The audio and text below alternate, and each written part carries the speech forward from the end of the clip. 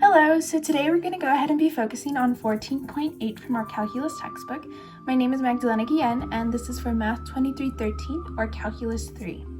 So we're going to go ahead and be completing number 35, and just an intro to it, they gave us this. So it's find the Jacobian for the indicated change of variables if x equals f, u, v, w.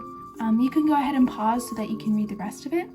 But then they also give us this equation here, which we will be using later in this problem. So the problem they give us is 35.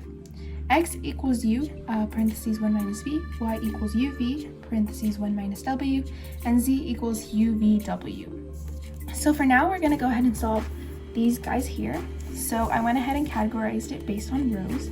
So the first row, we get 1 minus v, negative u, and 0.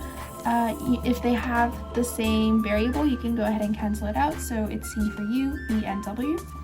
And then for the next row, we have it for y.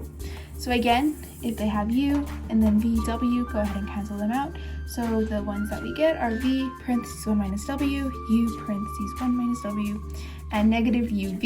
And then for the final row, it's the same thing, except with z. And we get vw, uw, and uv. So now that we have all of these guys here, we're going to go ahead and plug it in. So I went ahead and copied the matrix they gave us from the beginning into here and then plugged in our values shown in pink.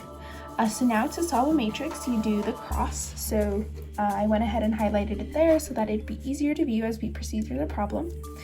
And then it gets complicated here because there's a lot of variables, but we just multiply these or add these, multiply these plus these plus these. Since this one is multiplied by 0, we can go ahead and eliminate that part. And the same goes for the other way. We have a 0 here, we can eliminate that part. So for the first section is in pink. So I went ahead and included all of these guys and I divided it up here. So this part right here goes here, this part here. And then, you distribute, multiply, and then you ultimately get this long equation. For the next part, we have it in orange, and it's the next part. So again, excluding the 0, but we have this one here, this one here. Again, use distributive properties and multiply it out, and you get this. So now we're going to add this part and this part together. So it creates this long equation here. But what's great about this is that a lot of them cancel out, and I color-coded it to see which ones would cancel. So blue here, this is negative, positive, those cancel.